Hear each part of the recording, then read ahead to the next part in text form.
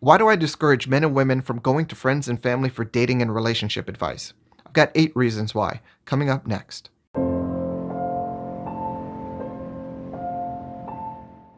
Okay, so let's get to our list of 8 reasons why friends and family just may not be the best for dating and relationship advice. Starting with number one, they want to protect your feelings. So if they're your friends or your family, they care about you. They care about your feelings. They want to make sure that you're feeling good.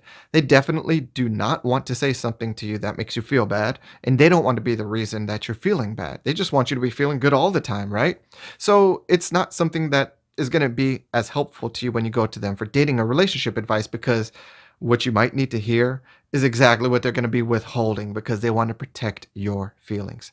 That's just the cost of that relationship. They're too close that they don't feel confident or comfortable telling you something that may affect your feelings. All right. Number two, again, because they're so close to you, your friends and family may not want to do anything that damages their relationship with you. So if they give you the sort of advice that you didn't want to hear but maybe needed to, it might be very unpopular. It might not be well received, and that's their concern. They don't want to damage the relationship. So most people are conflict averse and would rather just avoid it. So that means you don't get the advice that you maybe needed to hear if they knew to give it to you. All right. Number three, very often the people that you're going to go to for advice aren't going to give you like some well thought out advice. It might not even be anything original. Oftentimes, what people are doing are going to be, well, they're just going to be repeating the cycle of what they were taught. So you're like, if you go to your parents, they're going to tell you what their parents told them, very likely. Your friends are probably going to tell you what their friends or their parents told them. So it's just basically a cycle of unoriginal thought, uneducated thought. But I have a thought on this. It just wasn't very original, well thought out, and it's just something that was passed along to me. How good it is, they're not sure, but that's their take. So be careful with that. All right, number four, aptitude matters.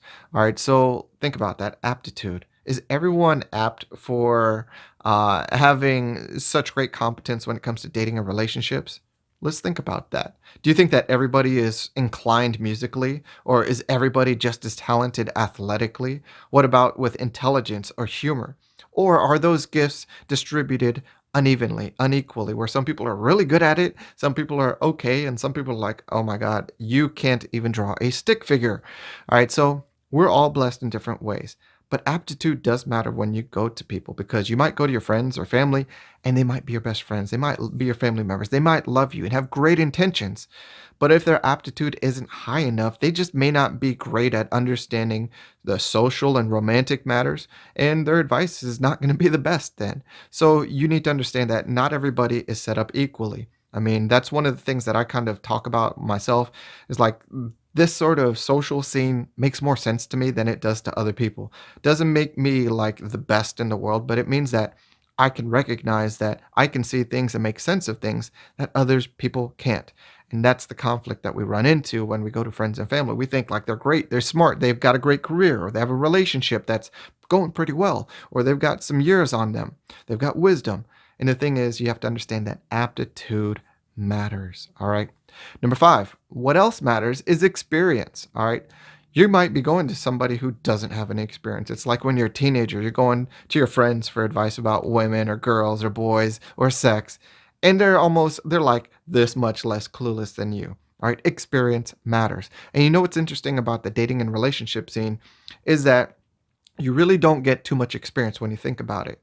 I mean, what do you have? A few years maybe in your 20s when you're seriously rocking it in the dating scene? Maybe, because that's assuming that you really you know how to maneuver and take advantage of those years. And a lot of times you need to understand that that dating portion of your life is just a few years. Imagine just a few years to master something. All right, not 50, not 20, not 30, not 10 even sometimes. You're going to people who have just a few years of dating experience, and that's all that they have to kind of speak to you from, or that's how much they had before they entered the next stage of their life, which was a relationship or more. And so what I'm saying is people don't stay in the dating scene long enough to really have a lot of experience. So you really have to find people with the aptitude and a level of experience that really can benefit you, and that's not necessarily easy to find.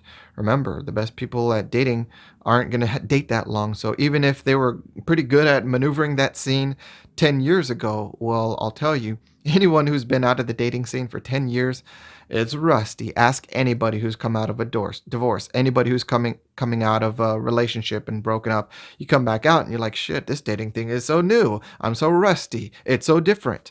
Well, even for the people that you respect and love in your life, your friends and family, if it's been a while or if they only had a few years to kind of fine tune their strategies when it came to dating, well, that's something that you need to take into account.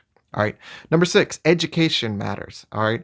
Education, purposely educating yourself on matters involving dating and relationships.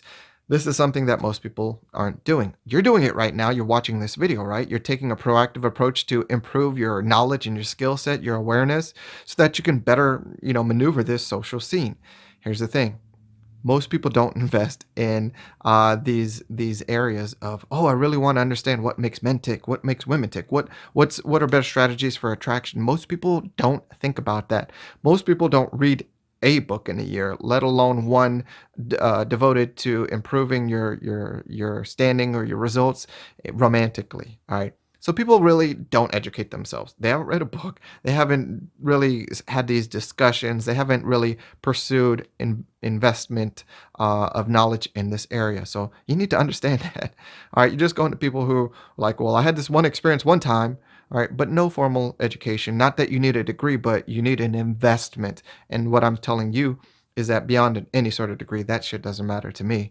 But if people haven't invested in an education, that matters if you're going to them for advice on a particular subject. All right. Number 7, mistaking the role of chance or luck. All right. So, sure, you have friends and family who have had some success, and you're like, well, maybe they can tell me what works. Maybe they can, but maybe you also need to consider the role of luck or chance in their success, because if luck or chance played a really large role, then the information that they might pass along to you might not work for you because it's not a repeatable pattern. Sure, even a broken clock is right twice a day, right? But you don't wear it on your watch, or you don't wear a watch with a broken time and just go around thinking like, well, it's right twice a day, so I can look at it any other time of day. No, you need to acknowledge that shit is luck and it's random. And sometimes you just need to acknowledge that from the source, because there are a lot of people out there. And that's one of the things that you need to understand about dating and relationships, is that you don't need to be perfect. You don't need to be knowing everything. Sometimes just being right once, or just being right in the right moment, at the right time, at the right place, that's more important than anything else. All right. And that's why some people succeed, but it's not necessarily repeatable. So keep that in mind when you're listening to people. All right. And last, people lack the balance between two sides. All right. On one side, you have feelings and sensitivity, and over here, logic and reason. People in general, I say 3/4 of the population by sort of personality type ratios, are going to be more inclined to be leaning towards, taking in and really coming from a place of feelings and sensitivity when it comes to discussing your situation.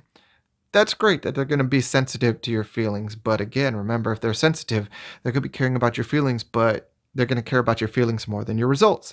And then on the other side is if they're not really balanced, like they're not using any logic or reason, or they're using only logic and reason. Well, if you only use logic and reason, then you're lacking some of that balance with feelings and sensitivity. That will allow you to kind of speak to somebody in a way that will not only get them results, but in a way that is sensitive and that they can hear from. You don't want to hear just information that's all about getting the results, but has no compassion for you at all. So there's a balance that you'll need to find. What I would like you to understand, though, is most people will be over here with the feelings and sensitivity, and they need more logic and reason because they need that balance to give you the best advice. And that's something that a lot of people struggle with. You need to be about results, sometimes more than your feelings, all right? But you need some concern for your feelings. I can tell you as a coach, I really value the logic and reason, using facts and evidence to get to an outcome. But at the same time, it means nothing if I can't reach somebody through sensitivity and being observant of their feelings in the situation. So you really need a balance. But what I'm telling you is most people are balanced way too heavily on feelings and sensitivity, and they need more of the rational, logical side to come back here. That would be ideal for you. But most people, you need to understand, are way down here and they've done nothing to kind of improve that. Something you need to consider, because you need great sources for advice. It's really going to impact well, the most important maybe area of your life, your romantic life. So something to keep in mind. All right, so there we have it. 8 reasons why friends and family, I know they have great intentions, they like you, they love you, but that doesn't necessarily mean that they have great advice. So go into it a little reserved.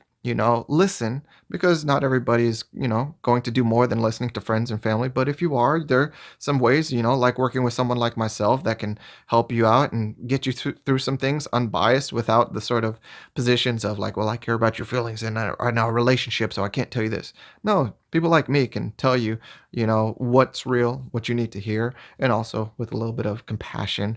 But if you listen to your friends and family, just go into it with your mind open to remembering, like, shit, remember, let's look out for some of these warning signs. I might not take everything that they say just at 100%. I need to think for myself as well. All right. So you all think about that. If you have any other thoughts or comments, throw those in the comment section below. I'd love to hear them. I know there's a lot more to this topic, but had to kind of just throw in some thoughts right here. 8 good reasons for you to kind of consider. All right. You all remember, if you want better results, you got to become better. Take care, and I'll see you in the next video.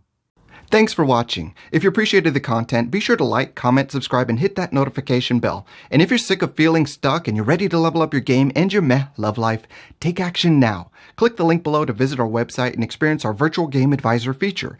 Choose the path of your game journey from the recommendations and resources ready and waiting for you.